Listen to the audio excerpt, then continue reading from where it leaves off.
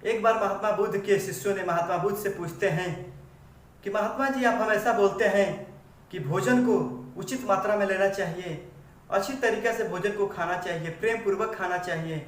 अगर प्रेम पूर्वक अच्छी तरीक़ा से और उचित मात्रा में नहीं लेते हैं तो क्या भोजन विष का कारण बन सकता है? महात्मा बुद्ध बताते हैं कि मैं तुम लोग को एक स्टोरी के माध्यम से समझाता हूँ।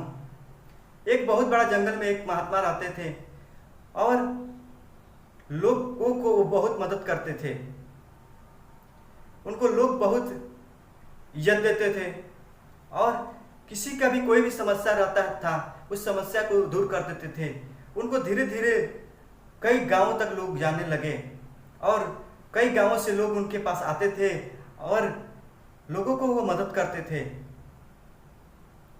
एक दिन उस एरिया के राजा को भी मालूम पड़ा कि ये महात्मा जी हैं, ये लोगों को मदद करते हैं। वो सोचता है राजा कि मैं इनको अपने महल में लेके आ जाता हूँ और हमारा जो भी प्रॉब्लम होगा, जो भी समस्या होगा, उसको ये दूर कर देंगे।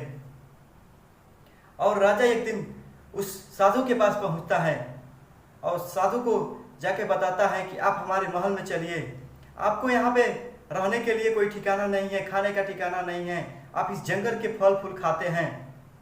आप अगर हमारे महल में चलते हैं तो आपको रहने के लिए महल रहेगा, खाने के लिए अनेकों प्रकार के व्यंजन रहेगा। बहुत वो बोलता है, लेकिन जो महात्मा रहते हैं वो बोलते हैं कि मैं जहाँ पे हूँ यहीं पे ठीक हूँ, मैं तुम्हारे महल में नहीं जाऊँगा। लेकिन वो ज़बरदस्ती करके महात्मा जी को अपने घर, अपने महल लेके चला जाता है। महात्मा जी वहाँ पे कुछ टाइम रहते हैं और धीरे धीरे उनका नेचर बदलने लगता है।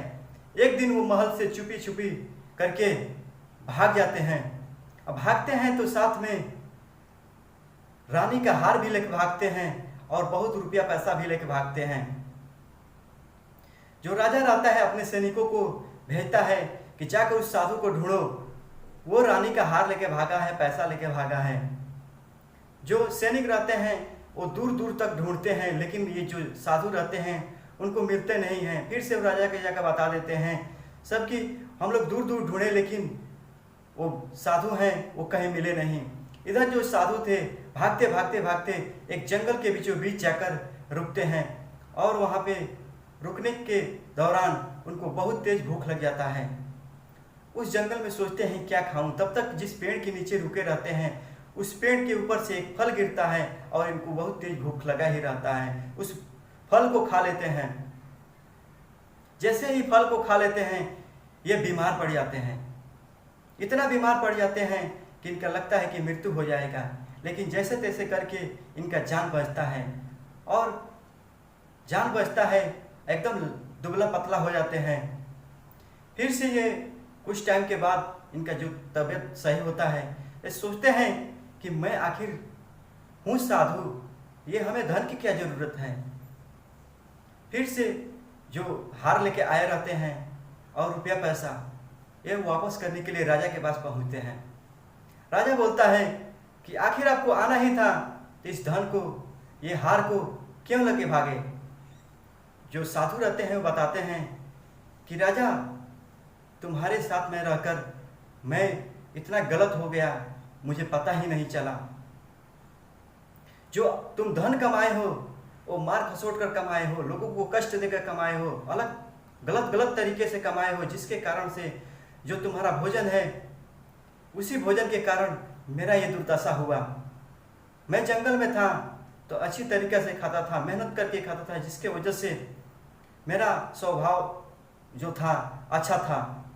लेकिन तुम बहुत गलत तरीके से कमाते हो, जिसके कारण से तुम्हारा नेचर गलत है और उसी कारण से मेरा भी नेचर खराब हो गया।